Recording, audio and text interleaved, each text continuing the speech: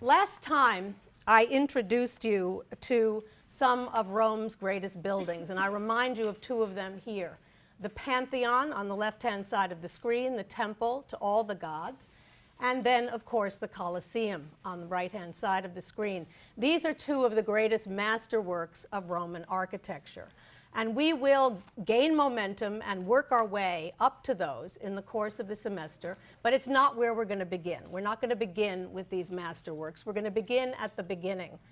And the beginning goes way, way back, in fact, all the way to the Iron Age, indeed to the 8th century BC. And we know on precisely what day not only the history of Rome, but the history of Roman architecture began. And that was specifically on the 21st of April in 753 BC. Because it was on the 21st of April in 753 BC that, according to legend, Romulus founded the city of Rome. Romulus founded the city of Rome on one of Rome's 7 hills, the Palatine Hill. And I show you here a view of the Palatine Hill. This is taken from Google Earth. I urged you last time to make sure that you have Google Earth downloaded on your computer and to take advantage of using Google Earth in the course of this semester in order to really get to know the city of Rome and the location of the various buildings that we'll be talking about within the city fabric. So I show you one of these views of the Palatine Hill in Rome from Google Earth, and you can see the relationship of that hill to the part of Rome in which it finds itself. You're going to be able to pick all of these buildings out by yourselves in the very near future, but let me just do that for you here this morning. You can see, of course, the Colosseum in the upper right corner. You can see the Roman Forum lying in front of it. You can see that modern street that you see right behind the Forum is the Via dei Fori Imperiali, commissioned by Mussolini, Il Duce. We can also see in this view the Capitoline Hill with the oval piazza designed by Michelangelo. And down here, the famous Circus Maximus, as you can see, the great stadium, the greatest stadium of Rome. It wasn't the only stadium of Rome, but it was the largest, and you can see its hairpin shape right down here. The hill in question right now is the Palatine Hill, and this is the Palatine Hill, all of this area here. And as you look down on it, as you gaze down on it, you will see the remains of a colossal structure, which is actually a late 1st century AD palace that was designed under the direction of the Emperor of Rome at that particular time, a very colorful character that we'll talk about in some detail later in the term, by the name of Domitian. This is Domitian's palace on the Palatine Hill. But that discussion of that palace lies in the future. What I want to say today is, miraculously, the remains of Romulus's village on the Palatine Hill, founded in the 8th century BC, actually lies beneath the remains of the palace of Domitian in Rome. And it's 2 Romulus's huts on the Palatine Hill that I want to turn to today. Believe it or not, remains of those huts from the Iron Age are still there.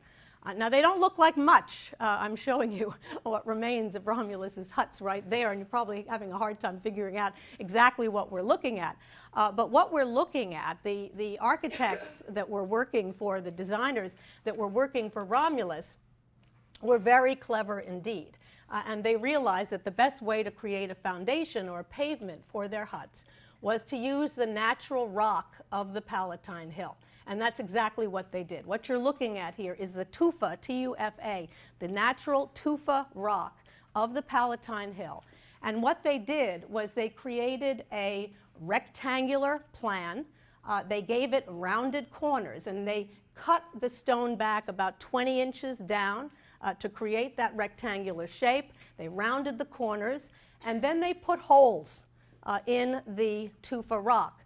The holes were to support wooden poles that served to support the superstructure of the hut and also to support the walls of the hut. So the pavement of the tufa rock of the Palatine is the floor of the hut, and then these holes support the wooden poles that supported, in turn, the superstructure.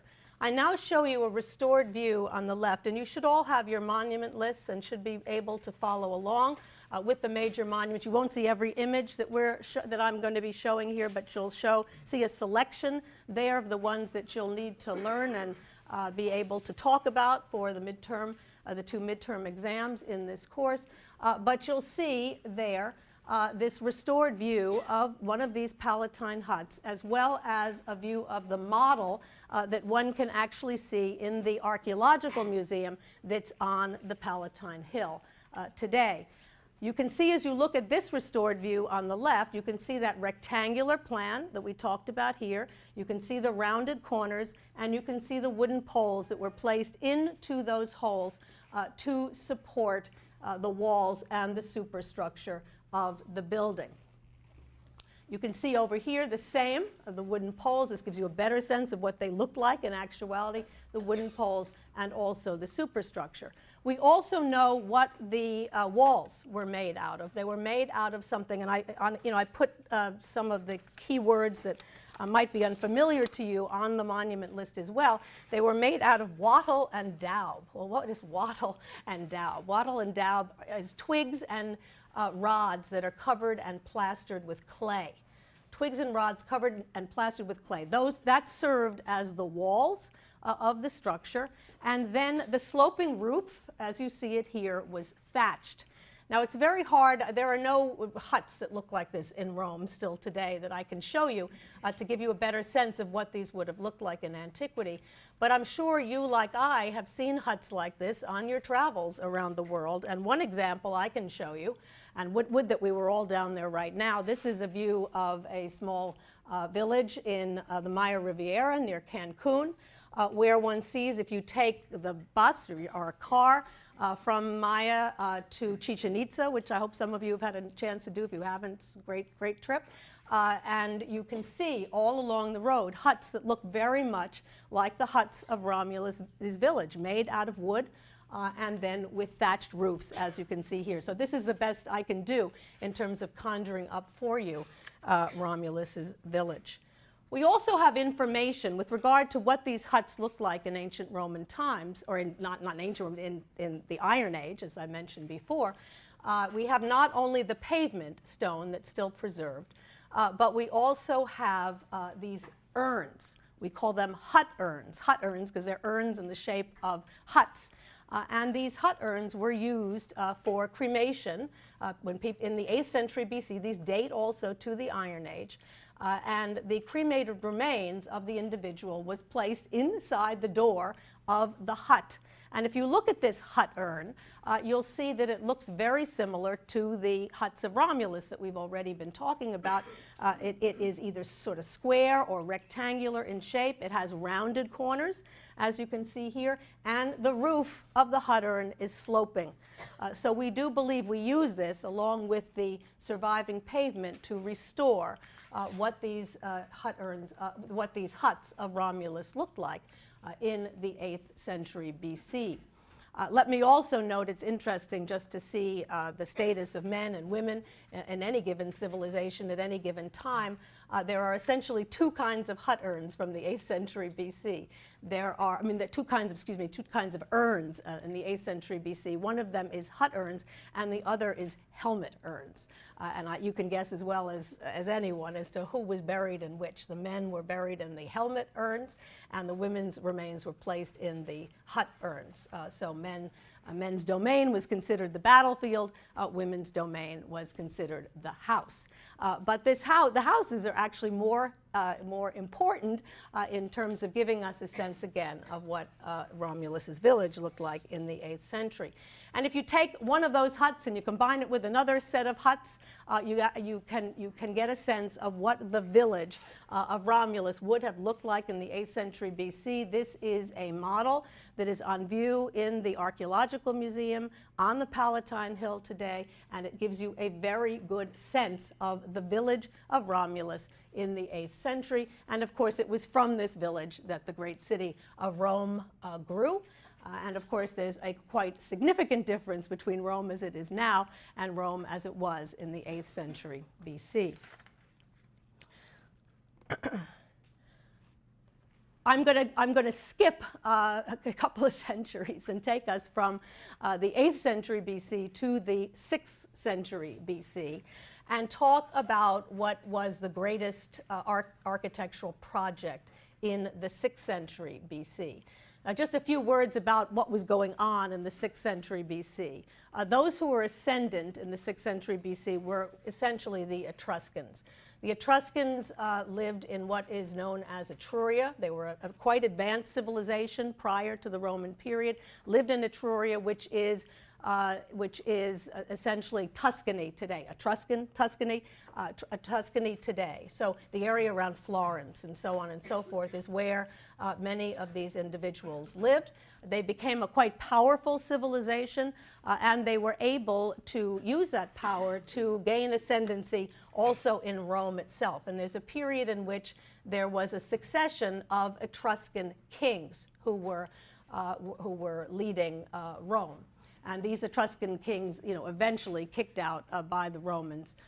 But at this time, in the 6th century, they were extremely important.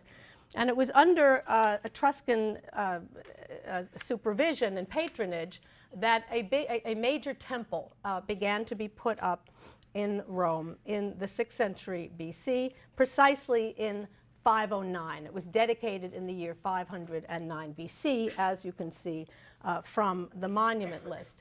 The temple in question was the temple of Jupiter, Optimus, Maximus, Capitolinus. Now that is a mouthful, and I don't want you to have to necessarily remember all of that. Jupiter, Optimus, Maximus, Capitolinus. So we will call this temple, for all intents and purposes, the temple of Jupiter OMC.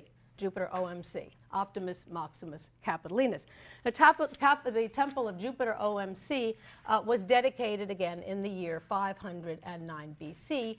And it was dedicated to Jupiter, but also to his female companions, Juno and Minerva. And when we think of those three, or when those three are joined together, Jupiter, Juno, and Minerva, they are known as the Capitoline Triad, because their main temple was on the Capitoline Hill in Rome. And we will see the Capitoline Triad not only honored in this temple, but in other temples. I showed you one on Tuesday in Pompeii, for example, the so-called Capitolium in Pompeii that honored Jupiter, Juno, and Minerva. You'll see that when a temple honors the three of them, it has implications for the architecture of that building, for the design of that building. We'll talk about that right now in a few minutes. But I want you to be aware of what the Capitoline Triad is. So it's all three of them honored together, although Jupiter is always considered supreme whenever those three get together.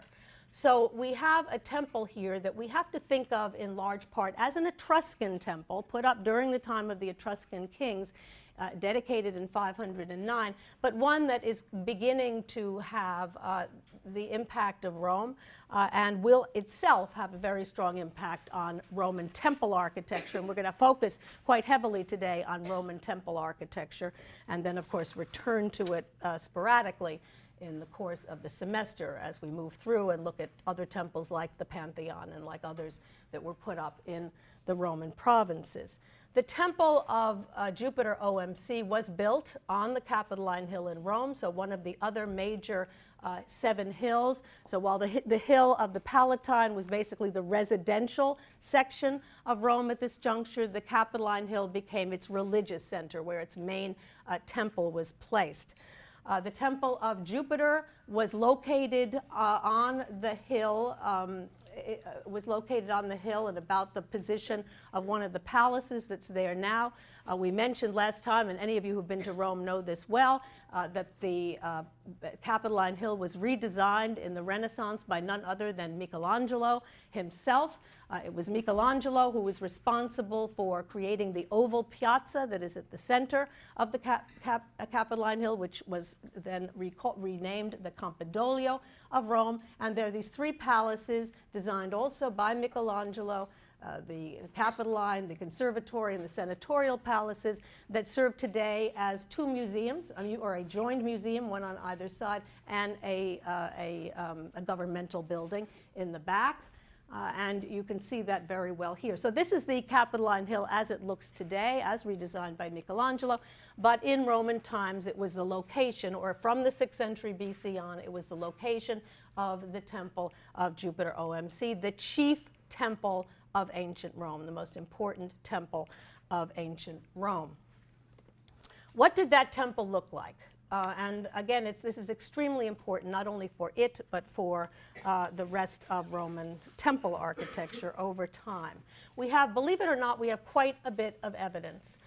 It's complicated by the fact that this temple burned down quite a number of times throughout its history. We know it was still standing, by the way, in the 4th century AD, when it was described by a very famous writer.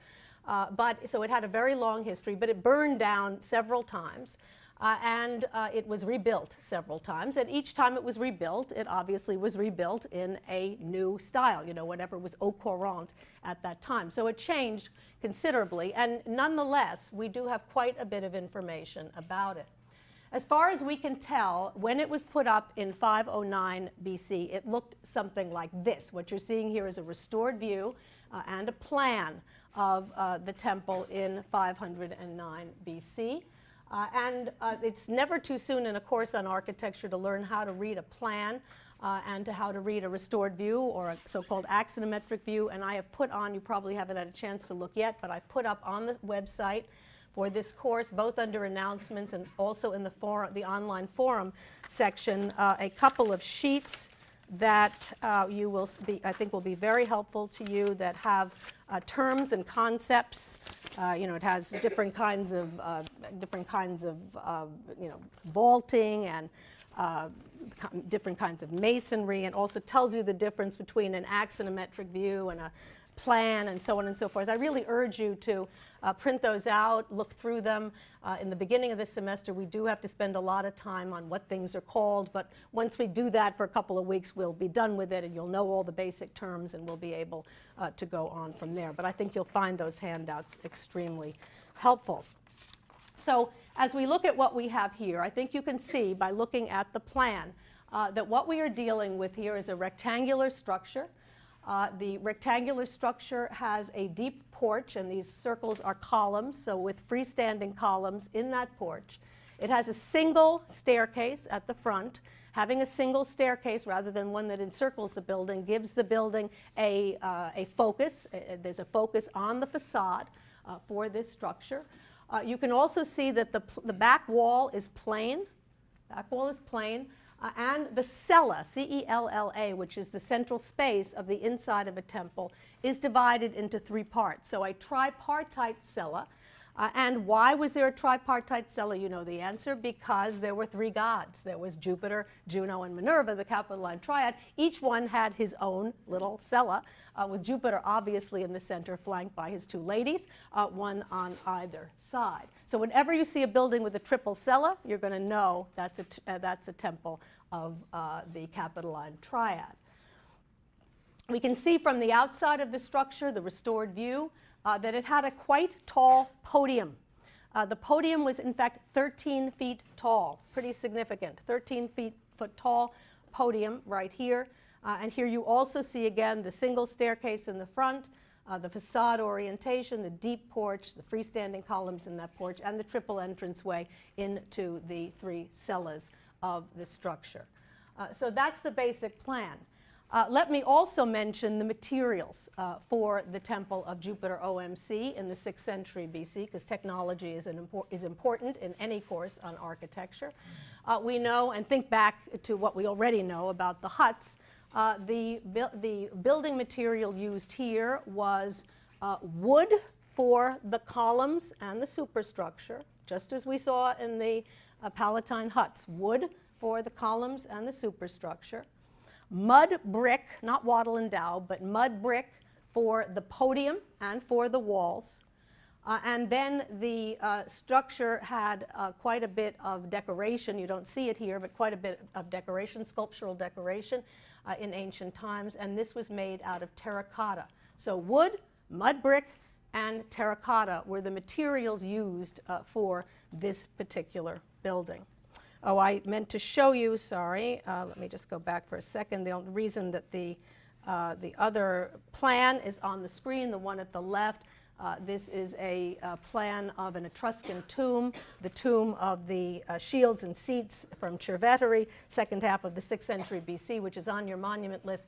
I only bring it to your attention because it's interesting that the Etruscans also divided the main space of that tomb into three spaces, three separate spaces up at the top, tripartite, and also gave it a single staircase, which gave it a facade orientation. I just mention that because we'll see that especially that focus on the facade is an Etruscan element that is picked up by the Romans. Roman architecture is very much an architecture of facades, of the front of buildings, with a focus on the front of buildings. And I wanted to make sure that you knew that not only in temple architecture, but also in tomb architecture under the Etruscans, that was an approach that they already took and that was adopted from them by the Romans. Another view also of the plan, just so that you can see it again straight up, with the focus on the facade, the single staircase, the deep porch, the freestanding columns in that porch, and then the tripartite division and the flat back wall. Now, I think it's important at this juncture to make a distinction between the most important Etruscan temple, namely the temple of Jupiter OMC, and you see a model of that here, and the most important Greek, ancient Greek temple, the Parthenon in Athens. The Parthenon in Athens dates, as you probably know, to the 5th century BC, this to the 6th century BC, so they are not exactly contemporary, but roughly contemporary to one another.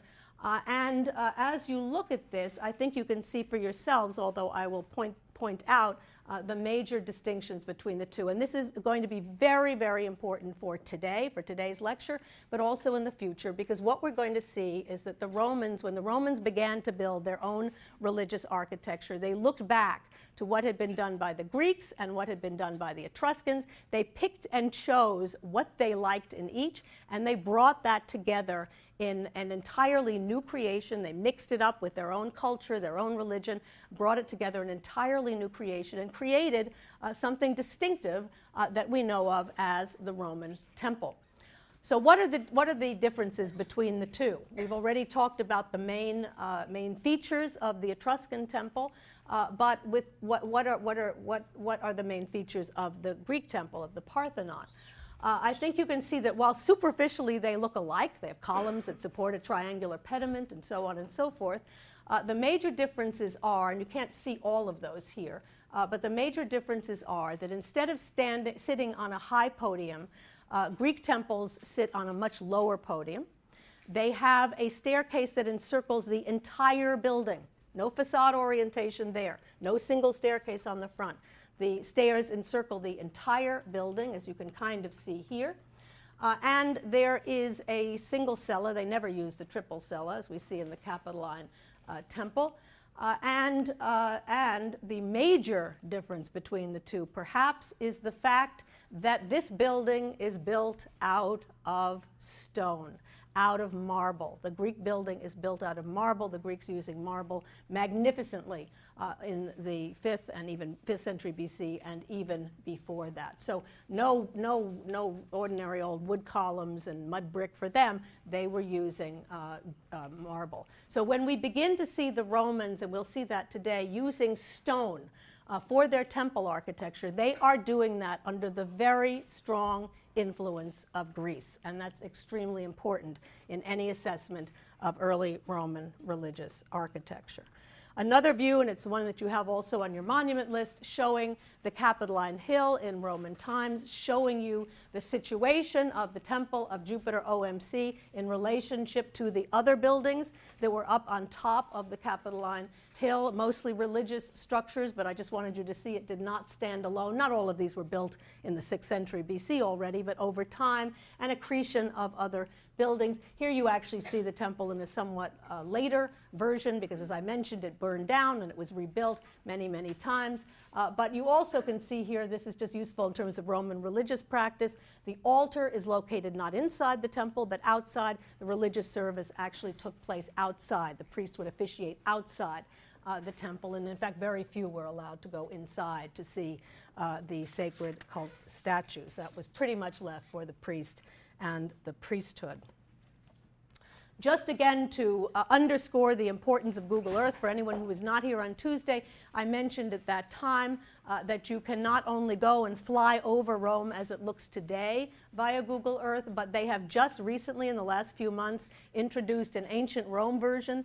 So you can go and you click the right button, you click your mouse in such a way you can find that the whole city will be completely recreated into the ancient city. And I just wanted you, it's much more abstract, but nonetheless it gives you a sense of what many of these buildings looked like in ancient Roman times. And this is a screenshot of the Capitoline Hill as it appears in the Google Ancient Rome version of Rome. You can't do this for the other cities at this juncture, just for the city of Rome, but it's great fun to do and also very informative.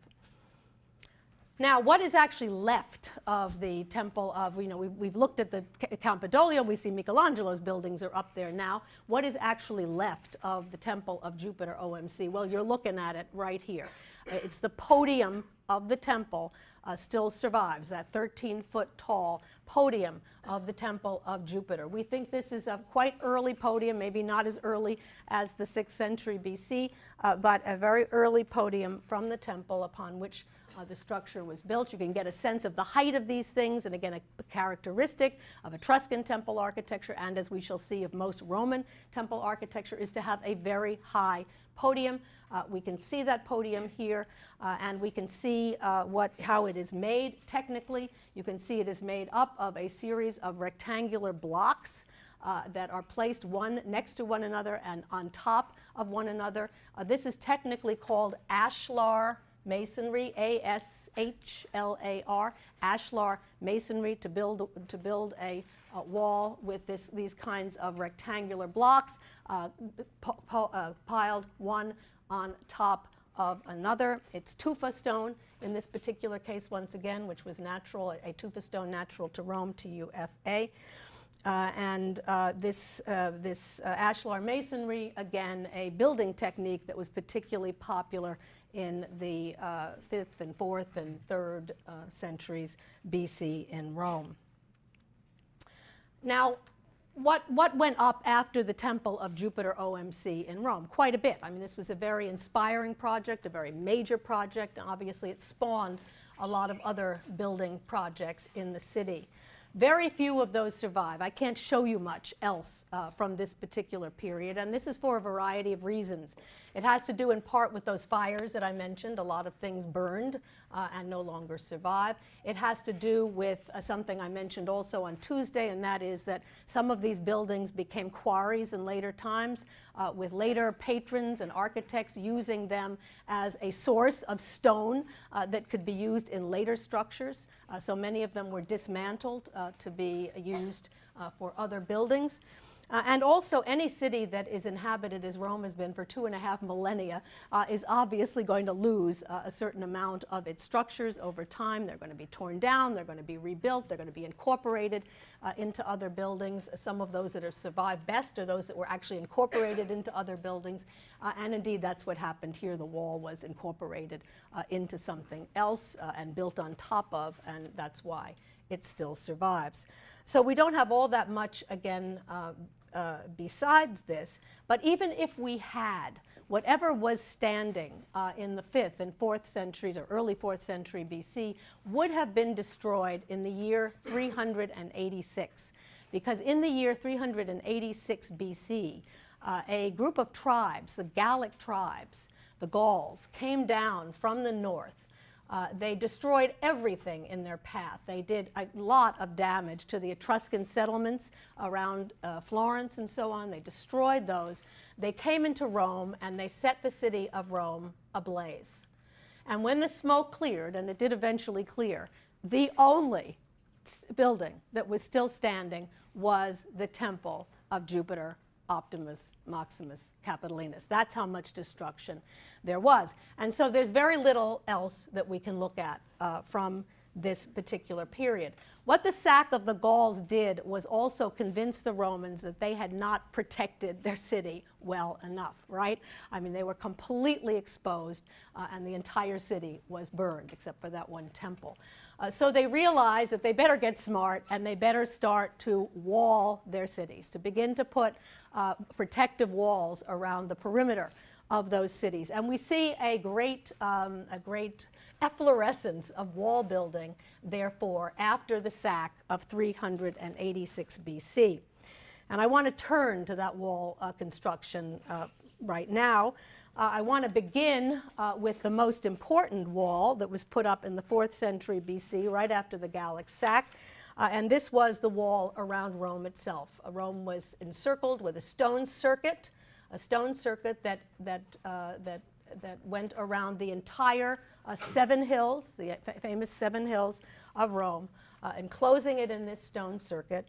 And fortunately, some parts of that wall are still preserved today. And I show you the most extensive section here. This is called the Servian walls. You can see this on your monument list. Servian walls in Rome, dates to 378 BC. Right after the sack, not long after the sack, 378 BC. Some extensive sections of that wall are preserved. The most extensive is the section near Rome's main train station, the Stazione Termini. You can see the Stazione, modern building, you can see the Stazione Termini in the upper right corner. And here is a view of this extensive section of the Servian walls in Rome. The Romans didn't want to take any chances. They decided, even though their tufa was pretty good, they decided they wanted to use the finest tufa possible. And so they brought it in from the Etruscan city of Veii, V-E-I-I. Veii was a famous and important Etruscan city that the Romans had just made their own. So it was a perfect source for them of outstanding building materials. And they brought in an imported yellowish tufa from the Etruscan town of Veii to use for this very significant, very important wall that was going to protect them from this time forth. You see that wall again here. It is very weathered. Even though it still stands, it's very weathered, so the stones don't look as expertly carved as they would have been in ancient Roman times. And it's hard to see here, and I'll show you better in a different wall shortly, but what it's hard to see is the system of what are called headers and stretchers. Headers and stretchers that they used for this wall.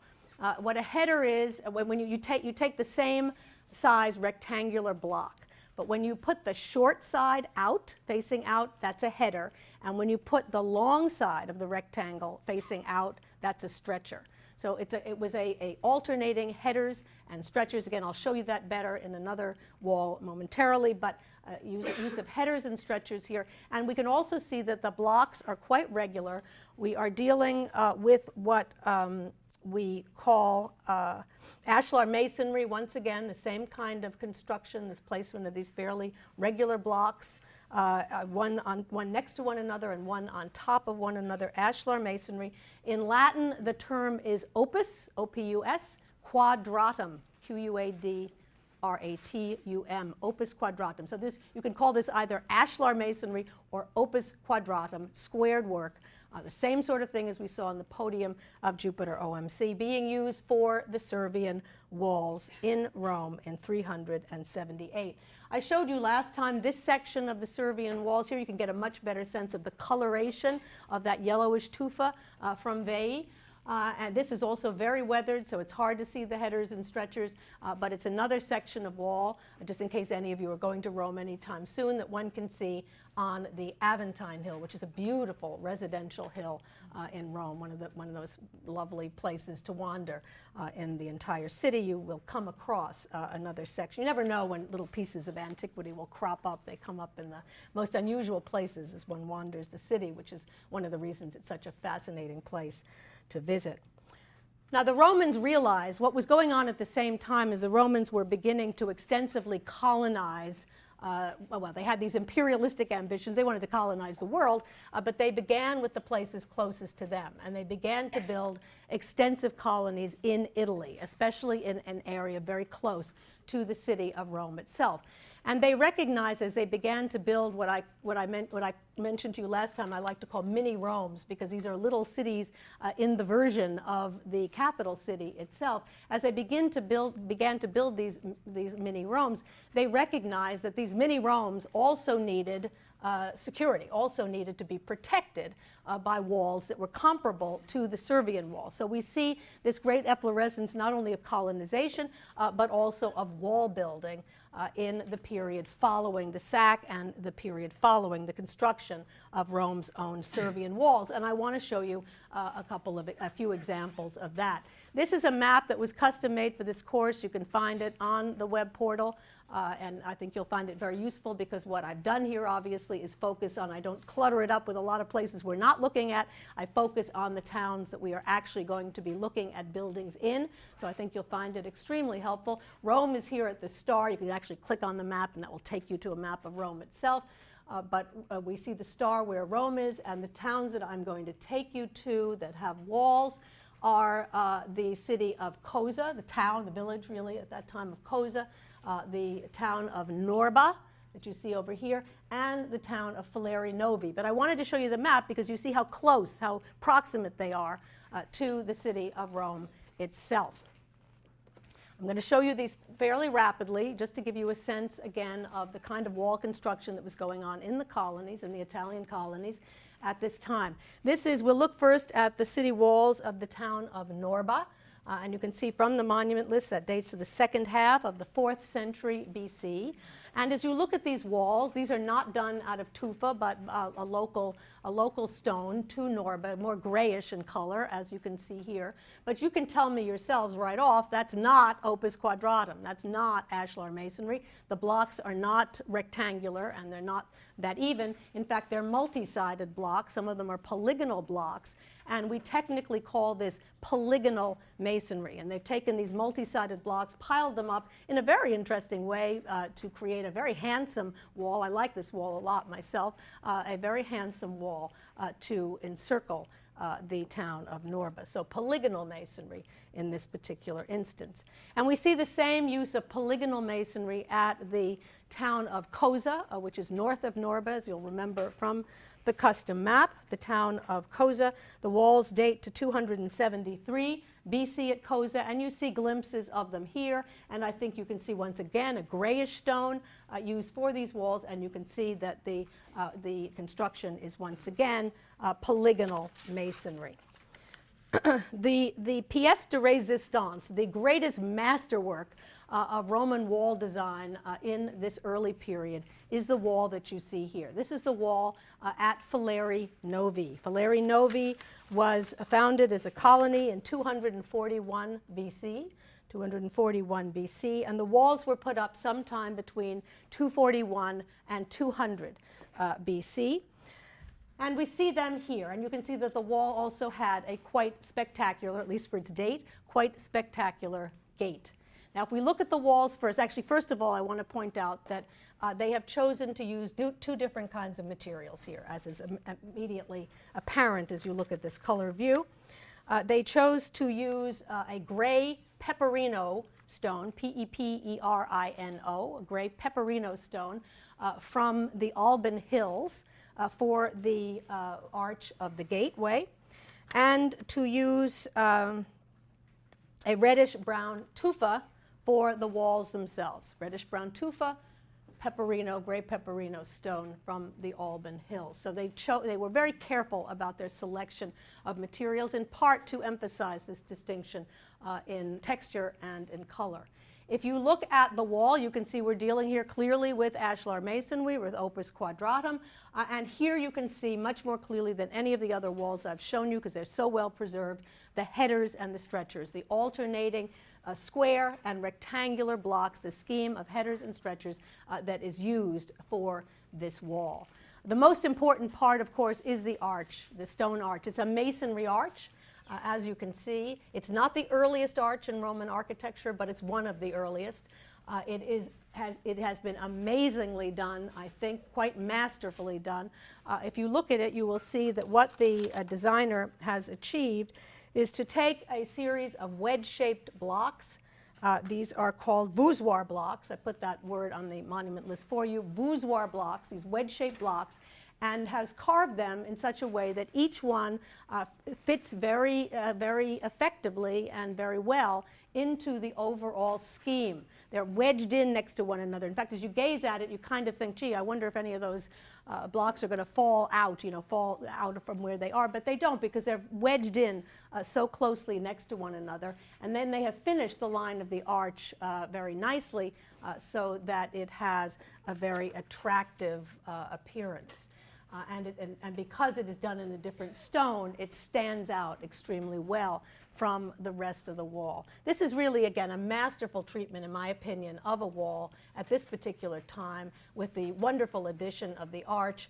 And I think we begin to see, we talked last time about how important making of arches and vaults, and especially the use of concrete, although here we see a stone arch, clearly a stone arch, but we're going to see that the capacity of the arch to be used for expressive purposes in architecture is capitalized on by the Romans. And I wanted you to be aware, this is not only important as a wall of this period, but important as in the way that it's prescient of what's to come with regard to the way in which the Romans are going to start to deploy the arch in extraordinarily creative and innovative ways in Roman architecture. It all begins here. The arch of the gate, the wall and gate of Fileri Novi stand at the beginning of this incredible development in Roman architecture. I want to say something very, very quickly about town planning during this period, because just as I mentioned, Romans were colonizing towns in Italy, and they were putting walls around them, but they were also beginning to think about how they thought about city construction in general, the making of urban spaces and places during this particular period. So I just want to show you fleetingly two examples. The town of Cosa, for which we've already looked at the walls, dating to the 3rd century BC. And it's worth noting that it was, again, after the sack of 386 that this explosion of town building really began. As we look at this the town plan of Cosa, you can see that it is encircled by the wall that we looked at just before. And you can also see it's roughly regular in shape, roughly a kind of a square. As you can see here, there are gates in the walls, and then there is a scheme of streets that is comparable to what I mentioned last time was typical for an ideal Roman city plan, and that is the two main streets, the Cardo and the Decumanus of the city, the Cardo being the north-south main street and the Decumanus being the east-west street, and them intersecting very close to the center of the city. And it's usually very close to that same center that you find the forum, or great open space, meeting and marketplace of the city, as well as a host of other buildings, basilica, market, and so on. And then on the highest hill of the town of Cosa, a Capitolium, a temple to Jupiter, Juno, and Minerva, on that highest spot, the most important religious structure of that town. That's the town of Cosa. And then the other more important one is the town of Ostia, the port of Rome.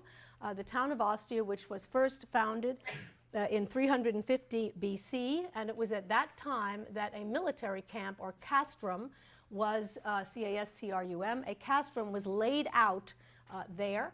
And you can see a plan of that castrum. You see the dark dotted lines here is the original plan of Ostia, 350 BC. All the rest that you see around it is the city as it grew into the 2nd century AD when it had its efflorescence. So we see the original city here, and you can see it is perfectly regular. And I mentioned to you last time that this is very different from what happened in Rome. Rome grew in a very haphazard way over the centuries. There was never any real attempt to plan the city. But when the Romans were left to build the kind of ideal city, the city that they thought was the ideal Roman city, they almost always built it in a very regular fashion, as a square or as a rectangle, as regular as they could make it. And it varied depending upon the terrain. If there was a lot of hills and so on, it might end up with a somewhat more regular shape. But here you see it at its most regular, planned like a castrum or a military camp, rectangular with the two main streets, the Cardo, North-South Street, the Decumanus, the East-West Street, crossing exactly at the center of the city. And then what's located there? The forum of the city, the great open meeting and marketplace, and then all the other major buildings deployed around that, and then, of course, the residential structures and the shops interspersed among those in this typical Roman town plan of the 4th century BC. I want to spend the rest of today's lecture on the three most important buildings, in a sense, that I'm going to show you today, vis-a-vis the development of Roman religious architecture, specifically temple architecture. And I think I'm going to actually call for your help. You've learned a lot already, and I think you now know enough to help me along a little bit here on sorting out some of these temples. One of them is located in Rome, and the other two are located outside of Rome. I'll show you the map again in a second so that you can see where those other two are. But I'm going to begin with the one in Rome, which takes me back to Google Earth here to show you the situation of the so-called Temple of Portunus in Rome that dates to, we believe, sometime, it was put up sometime between 120 and 80 BC in Rome. You're going to get so good at this that you're going to be able to point all these places out without me. But we're looking back again over, this is a Palatine Hill. We're looking at a slightly different angle. Palatine Hill over here. The very edge of the Colosseum you can see in the upper left. The great Via dei Fori Imperiali of Mussolini over here. The Imperial Fora here. The wedding cake of Victor Emmanuel, the Vittoriano that I showed you last time, over here, the more modern building. The Capitoline Hill, you can see the oval piazza of Michelangelo right here, and the Circus Maximus over here. And for any of you who've been to Rome, the Isola Tiberina, that wonderful little island that one can cross the bridge to get to in Rome down here. So here's the Tiber River looking nasty, as it usually does. It's very green and not the sort of place you'd want to take a swim in, as you can well imagine. But you see the Tiber River here, and if you look very closely, you will see two temples. This is a round temple, which has the very uninventive, it's called today very uninventively the Round Temple by the Tiber. The Round Temple by the Tiber for obvious reasons. And then here, a rectangular temple that looks like it has a red roof because it was it's been undergoing reconstruction or restoration recently.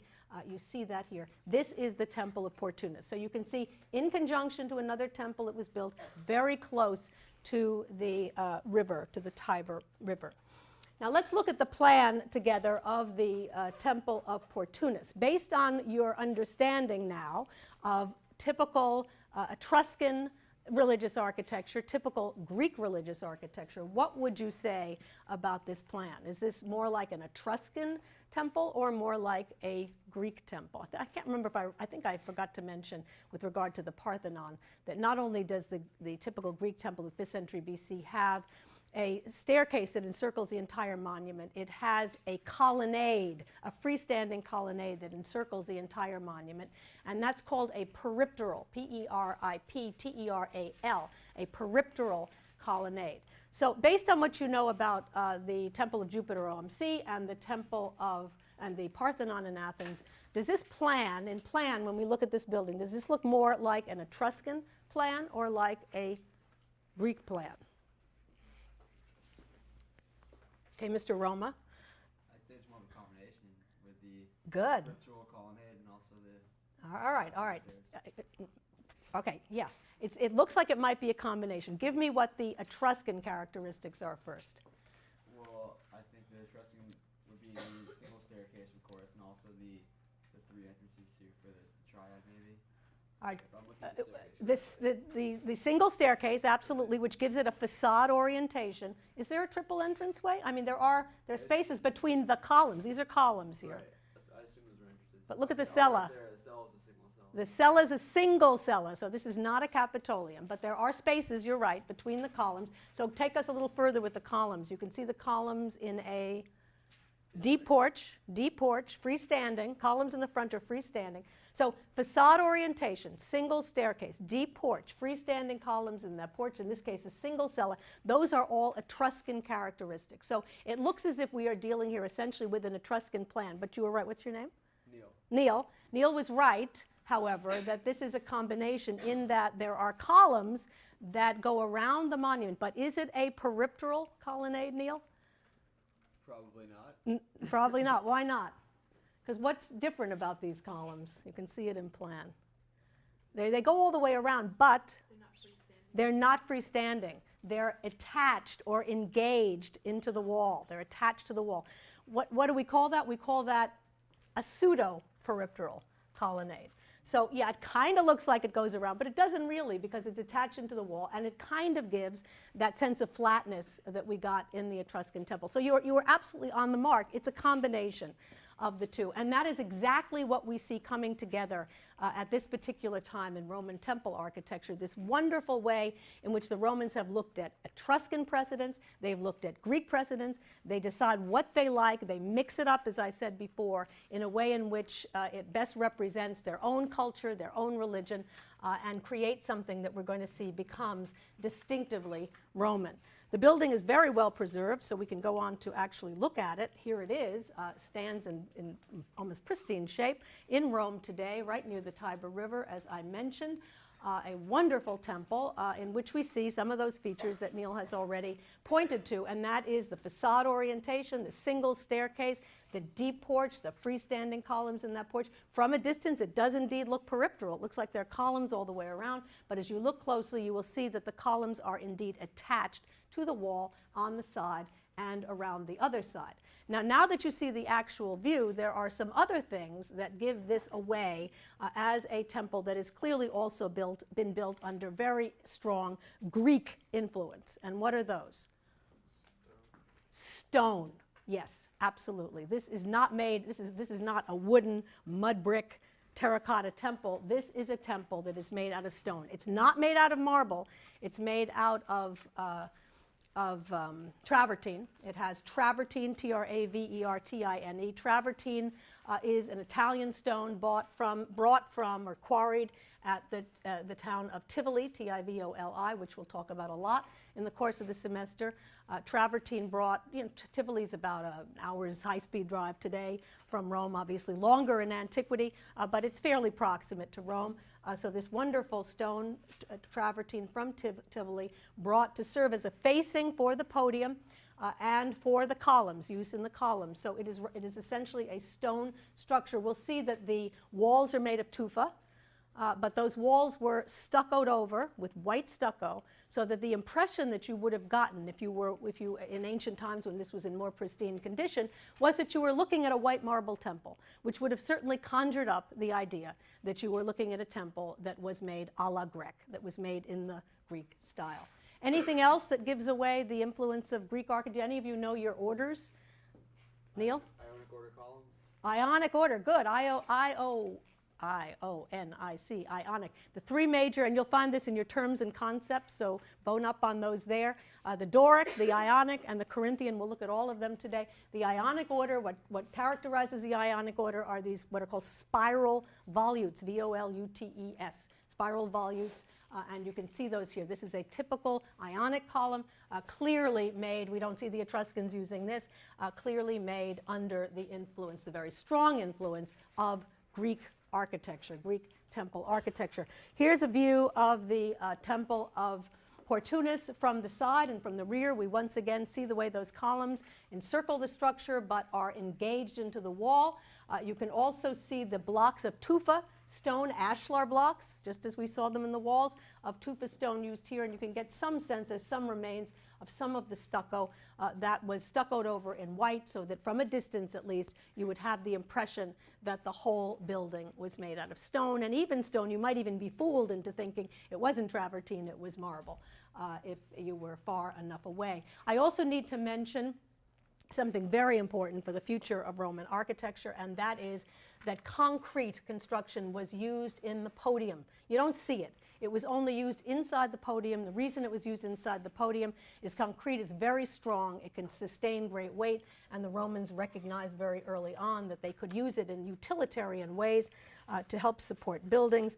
At this particular time, the concrete was made up of rubble and liquid mortar and a kind of dash of volcanic dust, and they brought all of that together to create a material that could sustain great weight. So they used it here for utilitarian purposes, but we're going to see already next Tuesday the Romans beginning to take advantage of concrete for a very expressive purposes, and how well they do it, which culminates ultimately, obviously, in buildings like the Pantheon and its incredible dome.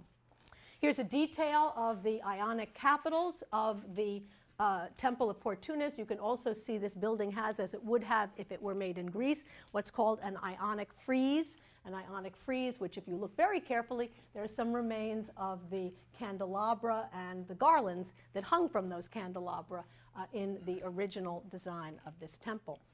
I also think it's interesting to look, here's a view again of the Temple of Portunus as it looks today. This is a 19th century painting of the Temple of Portunus as it looked at the time it was done by that artist. And what you see is something that I have already alluded to, but which is extremely important for the preservation of buildings like this, and that is that this building, the Temple of Portunus, like so many in Rome, was reused in later times and transformed into something else, and it is probably only because it was transformed into something else that it survived as well as it did, because you can see that what happened is that they walled in the front, they gave it a real facade, a doorway, 3 windows, a medallion with the Madonna, a cross at the top, a bell tower, and they turned it into a church. And because it was an active church, it was kept in good shape. You can see those Ionic capitals and the frieze with the garlands and so on of the Temple of Portunus. And you can also see the round temple, by the way, which still does stand also over here. Right near it, near the Tiber River. So this is the reason that we are fortunate that the Temple of Portunus survives, and it does survive in large part because, again, it was transformed into a church in later times. And this is one of the fascinations of Rome, by the way. You never know. I mean, so many churches mask earlier buildings. There's one right near, not too far from these, where you can actually see 3 Roman temples that stood side by side. This is were incorporated into the Church of San Nicola Carcere, and you can actually see the remains of all 3 of those temples used in that church. And it's one of the fascinations, obviously, of wandering around the city of Rome. The other two temples that I want to show you today, we're looking back at the map of this particular area, are located at Cori. And you can see the proximity of Cori, not just to Rome, but also to Ostia, right here. The city of Cori and the city of Tivoli. And now you see Tivoli from where Travertine comes, the location of Tivoli in relationship, again, to Rome. It's not very far, which is why the building material was so easily transportable from Tivoli to Rome. Let's look first at Cori. Cori is one of those incredible, for those of you who've traveled around Italy, outside of Rome, around Italy, know that one of the glories of traveling in Italy is to go into some of these medieval hill towns. You go into these places and you whether by car or by bus or cab, you make your way up to the very peak of that hill town. It's very picturesque. And then ultimately you get to the top and you stand up there and you get this incredible panorama over the city and over the landscape. That's the kind of place Cori is. It's a medieval hill town. But leave it to the Romans, and they had a knack for doing this wherever they went. They found the best location in Cori for their temple, and this temple is located almost at the very peak of the hill of Cori. And you have to drive all the way up to see the temple, the so-called Temple of Hercules at Cori. We don't really know if this was put up to Hercules, but it's been called the Temple of Hercules for a long time. So we continue to call it that. And you see it here in plan, in restored view, with its little complex in front, and then the temple as it looks today. So looking at this one, then, we can see again that we are dealing with an Etruscan plan with freestanding columns in the porch. You can't see it here, but you can up there. It does have a single staircase. It's a kind of pyramidal staircase. It has a side as well as a front, or sides as well as fronts. But you can see it does not go all the way around as a Greek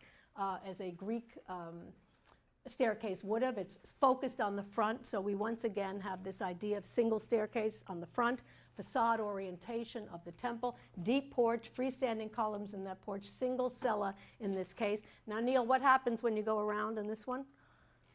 In this one? Yep. Well, there's no columns around on this. There are no columns. There are no columns. It's not a peripteral colonnade. It's not a pseudo-peripteral because it doesn't have. But what is this? And they look sort of like flat columns. They're what are called pilasters, P-I-L-A-S-T-E-R-S, pilasters, which are essentially flat columns. So it does have some articulation. You can see them up there. There is articulation, but it's been flattened out still further.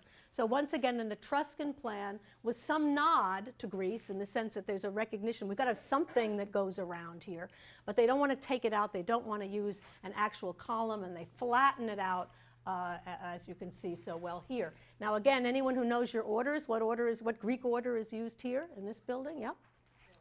The Doric order, the simplest and most severe order is used here, the Greek Doric order, and the system of Greek triglyphs and metopes. Triglyphs and metopes.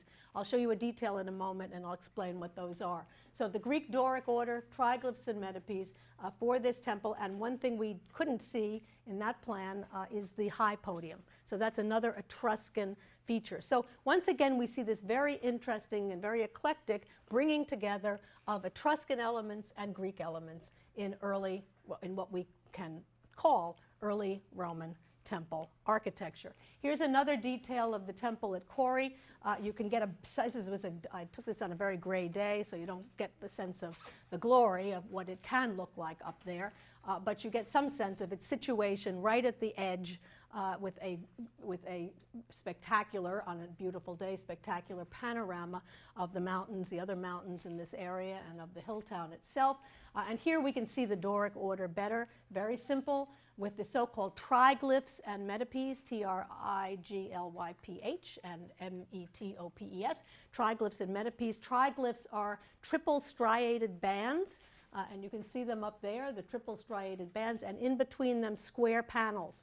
So this alteration of triple striated bands, the triglyphs and the square panels, the metopes, which is typical of the Doric order, the Greek Doric order. You see it in the Parthenon, for example, and it has been taken over here by the Romans. You also see something very interesting about Roman building practice here, because if you look at the columns, you'll see that the upper part of the columns are what is called fluted. Fluted, they have striations in them, but they're not fluted at the bottom. You can see it stops right here, the fluting stops here, and the bottom is plain. What's the reason for that? Well, we know that even in Greek Hellenistic times, that approach was taken, and we believe it was done for two reasons. One, practical purposes. Why are there no flutes at the bottom? Because people are more likely to lean up against the columns at the bottom than they are obviously at the top, and when people lean up against columns, the flutes start to break off. So they decided not to flute the bottom, but it may have been also for decorative reasons, because we'll see when we get to Pompeii in the very near future that there are many columns at Pompeii that have fluting at the top painted white, and then the bottom, the plain bottom, painted red for reasons of taste and decoration.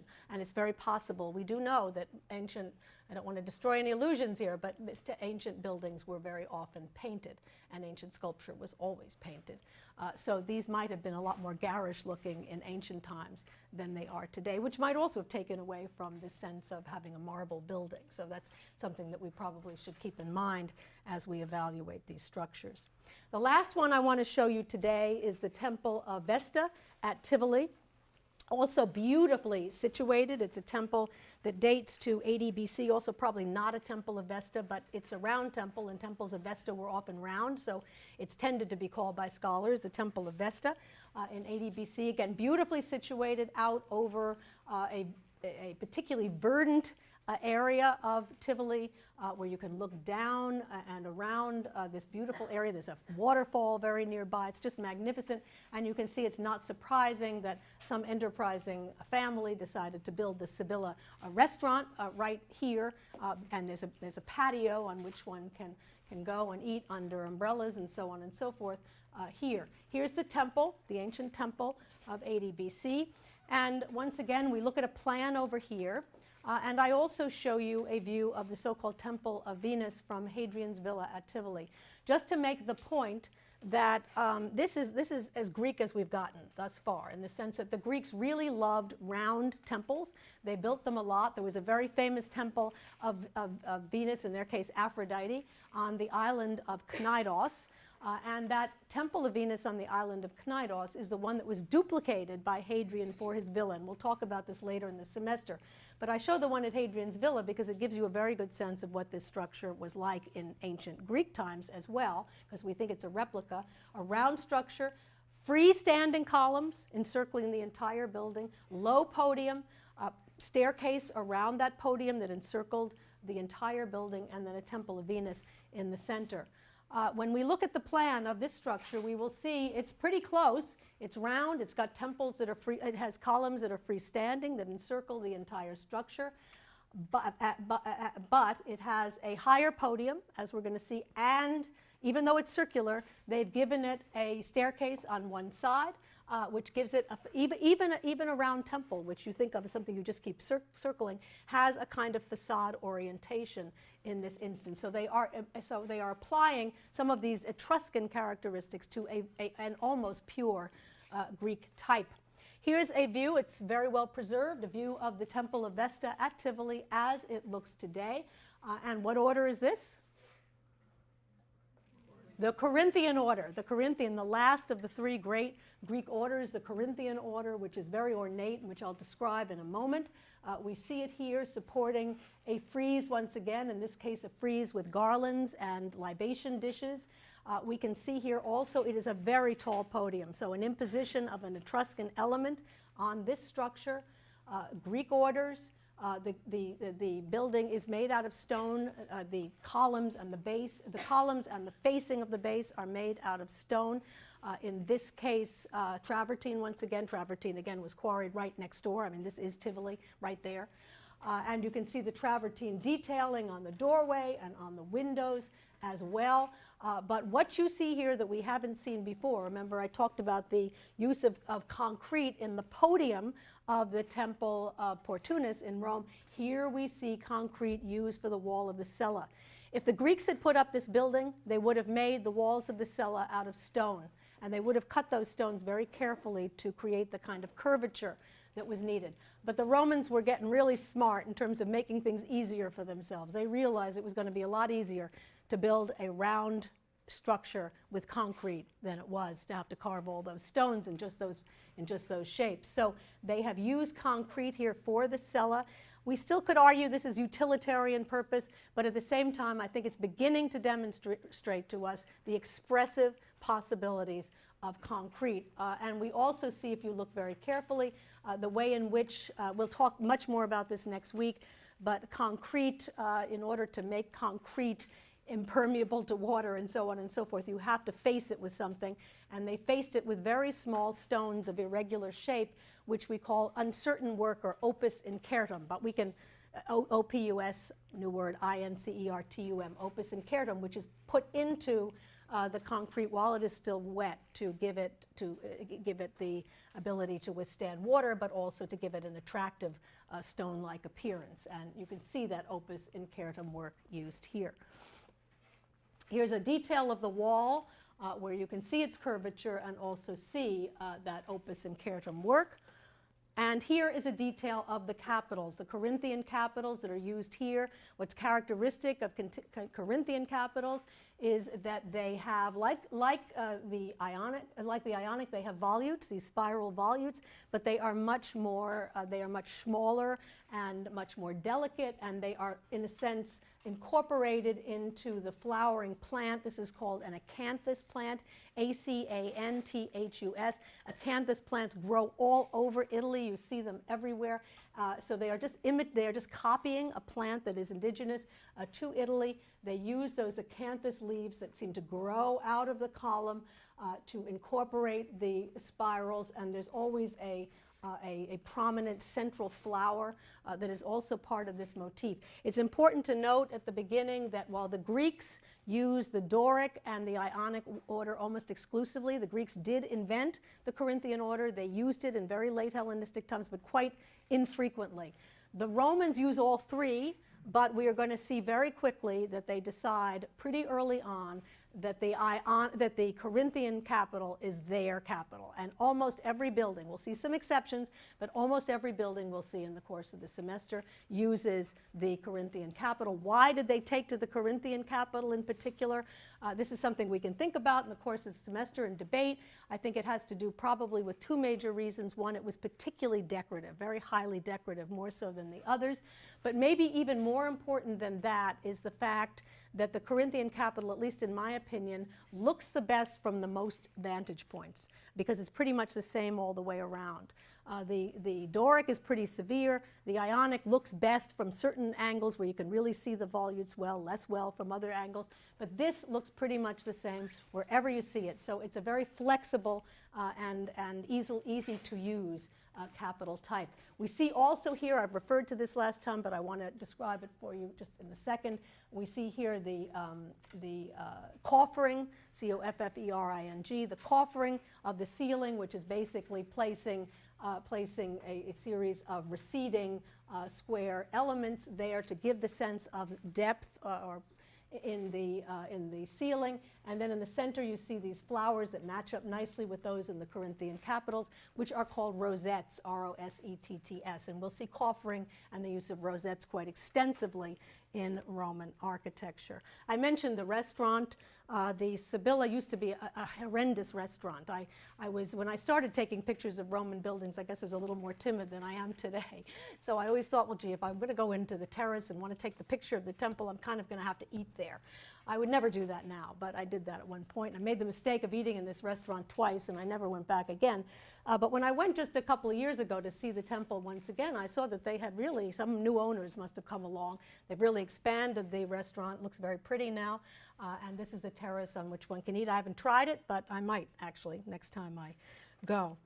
I want to just end with a couple of remarks. One is that one of the interesting things is that although the temples that we talked about today were in part made out of stone, in all cases travertine, we do know that already in the year 146 BC, so earlier than a couple of the temples we looked at just now, in 146 BC, the Romans had already put up a temple, another temple to Jupiter near the Tiber River that was made entirely of marble. Entirely of marble. So they were already beginning to think not just of their own local stone or stones that were from local close places in Italy, but imported marble. So I want you to know that so that we can talk about it in the future. And we also know that in 142, the ceiling of the Temple of Jupiter OMC was gilded. And we also know that not long after that, they repaved the Temple of Jupiter OMC and gave it multicolored stone. So what this is telling us is that a lot of people in Rome were beginning to think of temples that were more ornate than anything that had come before. There are some very conservative individuals who did some writing at this particular time who bemoaned the fact that the Romans had moved away from the Etruscan temples made out of wood and mud brick and so on, and were becoming too ostentatious in their taste. But I think these new Greek-style temples were definitely here to stay. And I just wanted to end up with a quote from Cicero. After one of these fires that so often raged in Rome, the Great Fire of 83 BC, Cicero talks about the rebuilding still again of the Temple of Jupiter OMC.